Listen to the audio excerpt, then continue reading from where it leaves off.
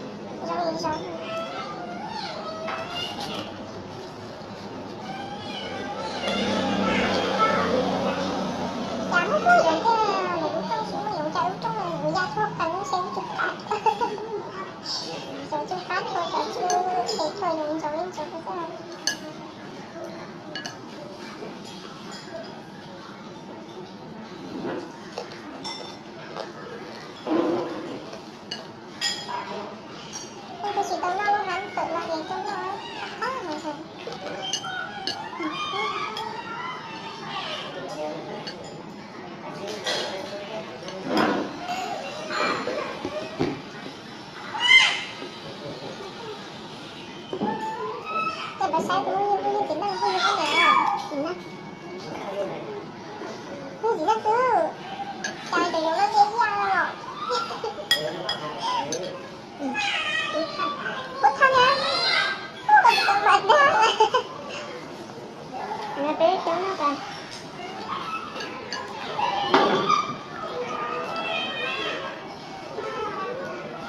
Nó sẽ không cho ta.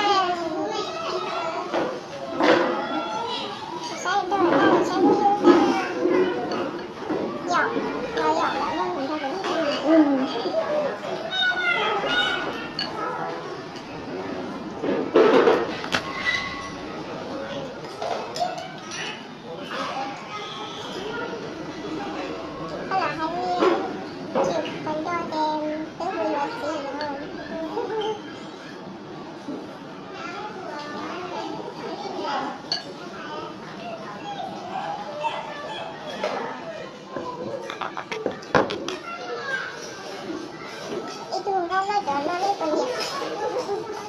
Nó cũng nhạc này. Cô nhạc nó chỉ hơn khi mà tôi cho ra một sự của mình đó. Nhạc nhạc tỷ. Ta lấy tỷ vậy. Ta lấy tỷ tầm rồi. Nó cứ hành ca xíu thôi.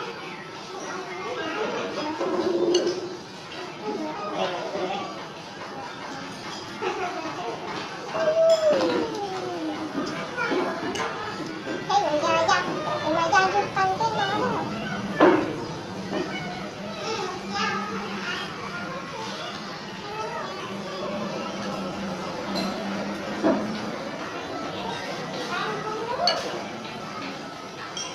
Đang mua dụng á. Ôi ơi. Tại có tính là được tảng á. Nó khắc kìa.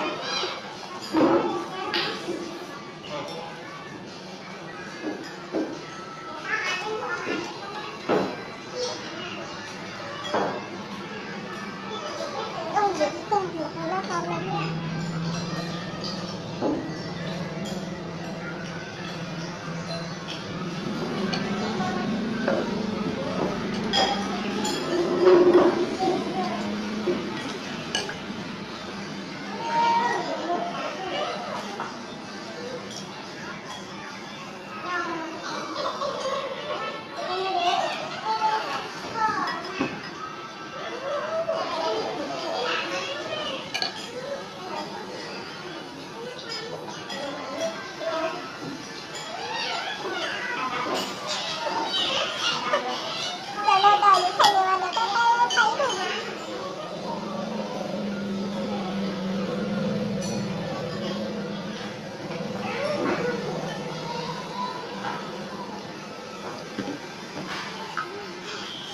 Chẳng chỉ thấy luôn rồi.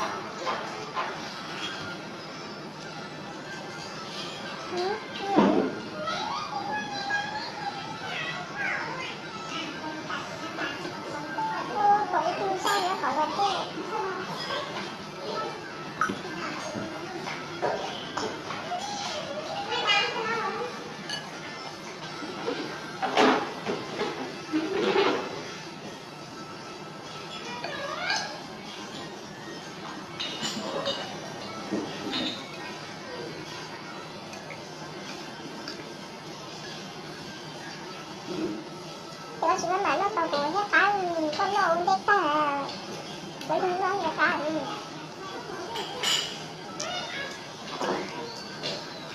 Có thay đổi không? Dạ. Dạ vậy. Có biếtទេ. Nghe thay đổi cả lên luôn. Có nhiều đổi lắm.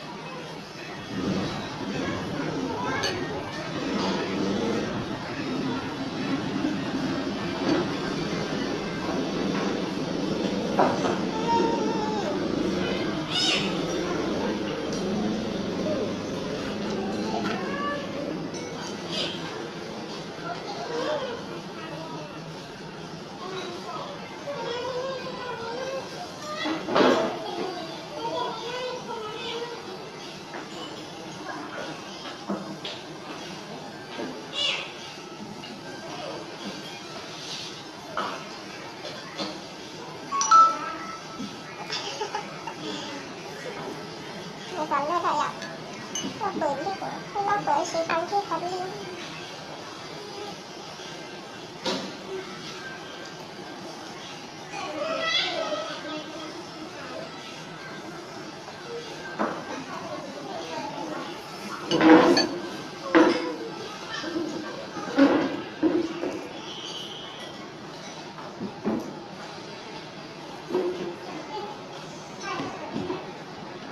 ตัวก็เตี้ยนิดนึงเขาไม่เอาเขาไม่ร้อยเลย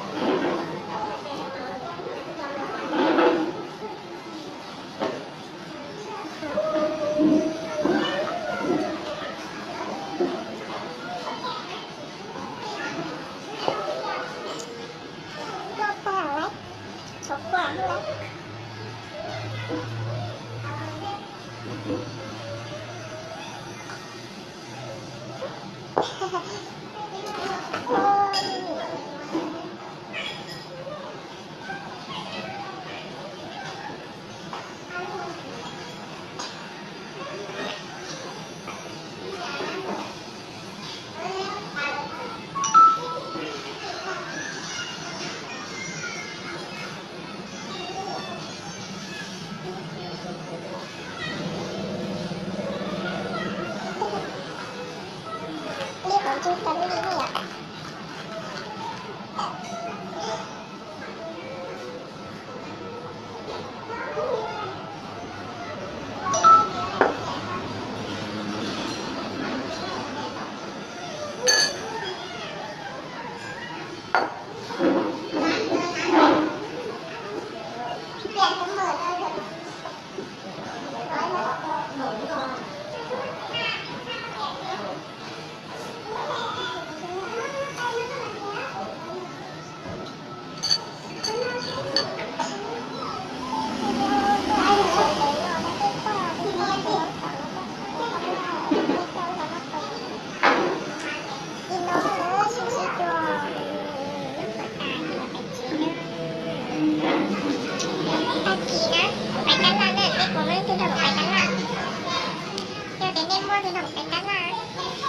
Đi